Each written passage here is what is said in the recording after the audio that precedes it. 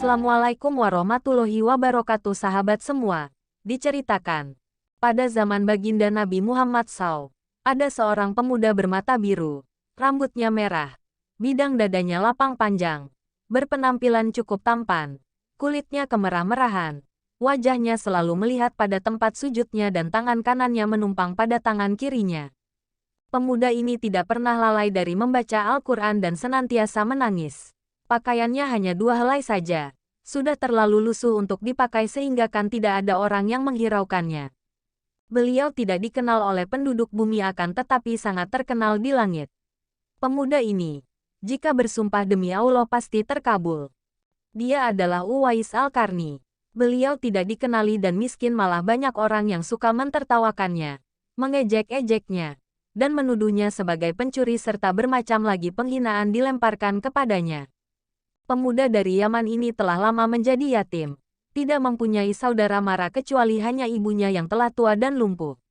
Untuk menyara kehidupan sehari-hari, Uwais bekerja sebagai penggembala kambing. Upah yang diterimanya hanya cukup untuk kehidupan harian bersama ibunya. Jika ada uang lebihan, beliau akan membantu tetangganya yang hidup miskin dan serba kekurangan seperti keadaannya. Walaupun dalam keadaan serba payah, beliau tidak pernah lalai dalam mengerjakan ibadahnya, sedikit pun tidak berkurang. Sepanjang hidupnya, beliau melakukan puasa di siang hari dan bermunajat di malam harinya. Uwais Al-Qarni telah memeluk Islam pada masa negeri Yaman mendengar seruan Nabi Muhammad SAW yang telah mengetuk pintu hati mereka untuk menyembah Allah, Tuhan yang Maha Esa, yang tidak ada sekutu baginya. Peraturan-peraturan yang terdapat di dalam agama Islam sangat menarik hati Uwais dan apabila seruan Islam datang di negeri Yaman, beliau segera memeluknya. Banyak rekan-rekannya yang telah memeluk Islam, pergi ke Madinah untuk mendengar secara langsung dakwah Nabi Muhammad SAW. Hati Uwais juga meronta-ronta untuk ke Madinah bertemu kekasih Allah, penghulu para nabi tetapi beliau tidak mampu karena tidak mempunyai bekal yang cukup untuk sampai ke sana. Apalagi beliau perlu menjaga ibunya. Jika beliau pergi, siapa pula yang akan melihat ibunya? Dikisahkan ketika terjadi perang Uhud, Rasulullah SAW mengalami cedera dan giginya patah karena dilempari batu oleh musuh-musuhnya. Berita ini akhirnya sampai kepada Uwais. Lalu ia segera memukul giginya dengan batu hingga patah. Hal tersebut dilakukan sebagai bukti kecintaannya kepada baginda SAW, sekalipun beliau belum pernah melihat Rasulullah SAW. Hari berganti hari dan musim pun berlalu.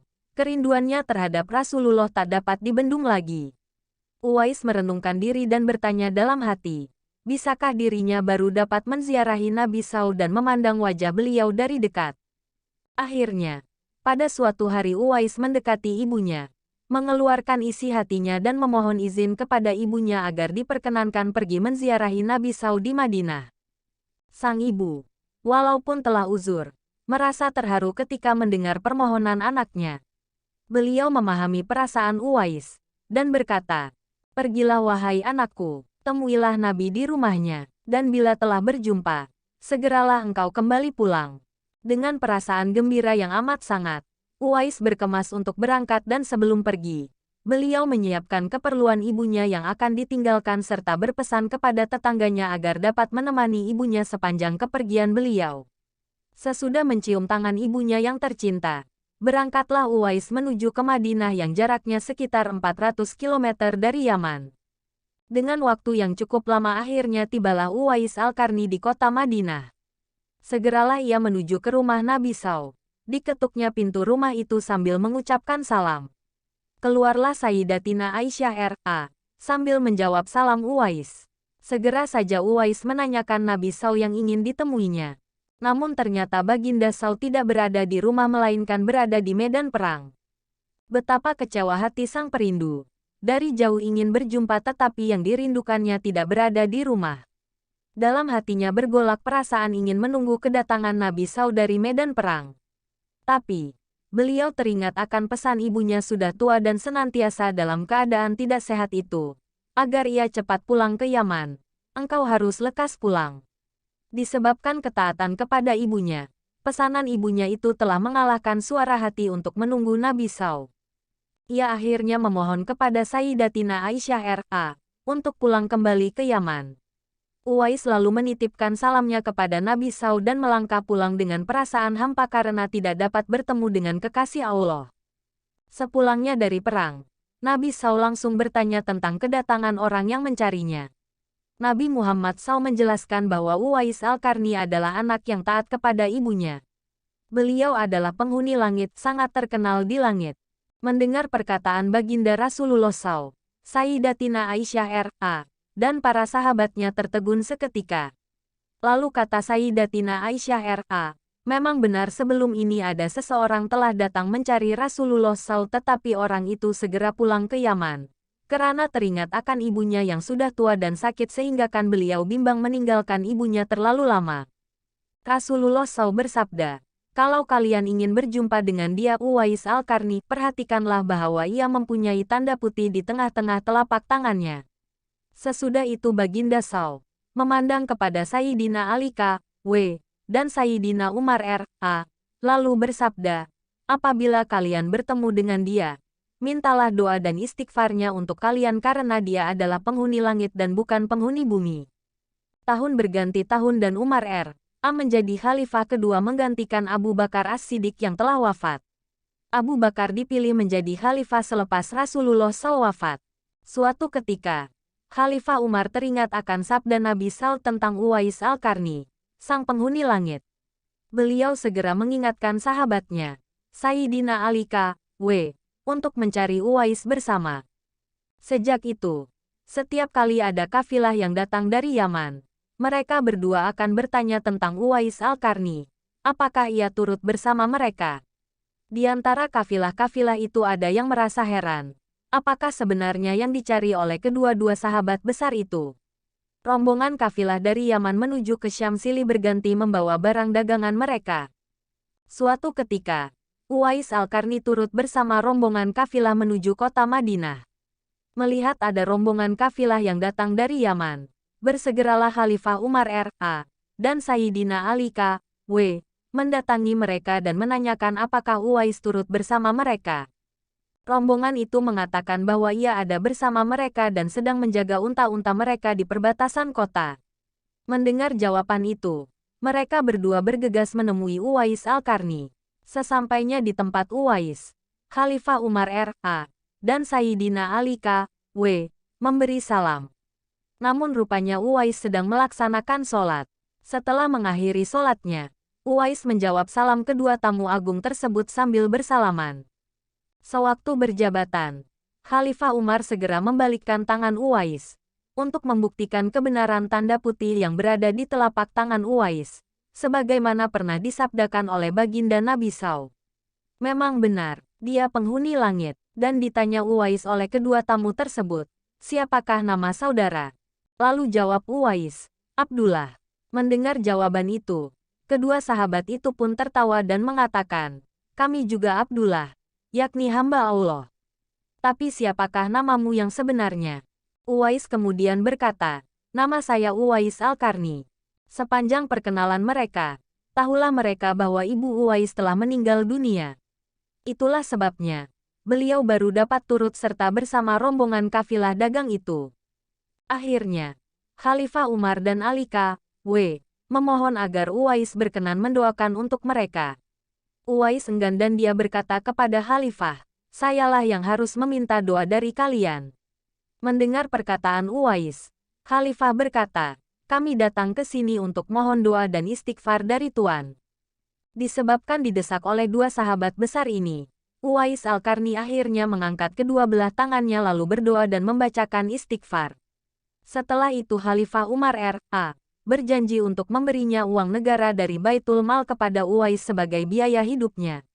Uwais menolaknya dengan lembut dengan berkata, hamba mohon supaya hari ini saja hamba diketahui orang. Untuk hari-hari selanjutnya, biarlah hamba yang fakir ini tidak diketahui orang lagi. Setelah kejadian itu, nama Uwais kembali tenggelam dan tidak langsung terdengar beritanya. Tapi diriwayatkan ada seorang lelaki pernah bertemu dan dibantu oleh Uwais. Kata orang itu, waktu itu kami sedang berada di atas kapal menuju ke tanah Arab bersama para pedagang. Tanpa disangka-sangka angin ribut bertiup dengan kencang. Akibatnya hempasan ombak menghantam kapal kami sehingga air laut masuk ke dalam kapal dan menyebabkan kapal semakin berat. Pada saat itu, kami melihat seorang lelaki yang mengenakan selimut berbulu berada di satu sudut kapal lalu kami memanggilnya. Lelaki itu bangun lalu melakukan sholat di atas air. Betapa terkejutnya kami melihat kejadian itu. Wahai Waliullah, tolonglah kami. Tetapi lelaki itu tidak menoleh. Lalu kami berseru lagi. Demi zat yang telah memberimu kekuatan beribadah, tolonglah kami. Lelaki itu menoleh kepada kami dan berkata, apa yang terjadi? Tidakkah engkau melihat bahwa kapal di badai ribut dan dihantam ombak? Tanya kami. Dekatkanlah diri kalian pada Allah. Katanya, kami telah melakukannya. Keluarlah kalian dari kapal dengan membaca Bismillahirrohmanirrohim. Kami pun keluar dari kapal satu persatu dan berkumpul di dekat itu. Pada saat itu jumlah kami 500 jiwa lebih. Sungguh ajaib. Kami semua tidak tenggelam. Sedangkan perahu kami yang lain tenggelam ke dasar laut bersama isinya. Lalu orang itu berkata pada kami, tidak mengapalah harta kalian menjadi korban asalkan kalian semua selamat. Demi Allah, kami ingin tahu, siapakah nama Tuan? Tanya kami. Uwais Al-Qarni, jawabnya dengan singkat. Kemudian kami berkata lagi kepadanya, sesungguhnya harta yang ada di kapal tersebut adalah milik orang-orang fakir di Madinah yang dikirim oleh orang Mesir. Jika Allah mengembalikan harta kalian, apakah kalian akan membagi-bagikannya kepada orang-orang fakir di Madinah? Tanya Uwais. Ya, jawab kami. Orang itu pun melaksanakan sholat 2 rakaat di atas air, lalu berdoa. Setelah Uwais Al-Qarni mengucap salam, tiba-tiba kapal itu muncul ke permukaan air. Lalu kami menaikinya dan meneruskan perjalanan. Setibanya di Madinah, kami membagi-bagikan seluruh harta kepada orang-orang fakir di Madinah sehingga tidak ada satupun yang tertinggal. Beberapa waktu kemudian, tersiarlah kabar bahwa Uwais Al-Qarni telah pulang ke Rahmatullah. Anehnya, pada saat dia hendak dimandikan tiba-tiba terlalu banyak orang yang berebut hendak memandikannya. Dan ketika dibawa ke tempat pembaringan untuk dikafankan, begitu ramai orang yang menunggu untuk mengkapannya. Demikian pula ketika orang pergi hendak menggali kuburnya. Di sana ternyata sudah ada orang-orang yang menggali kuburnya hingga selesai.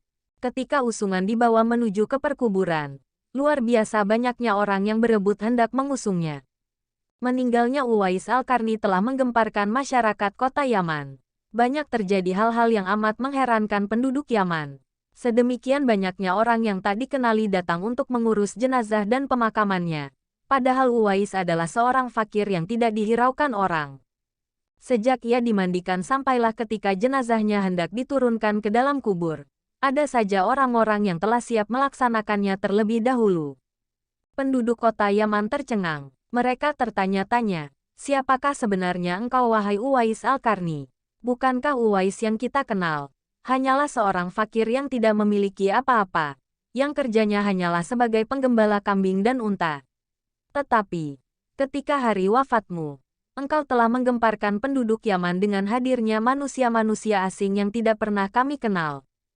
Mereka datang dalam jumlah sedemikian banyaknya. Agaknya mereka adalah para malaikat yang diturunkan ke bumi, hanya untuk mengurus jenazah dan pemakamannya.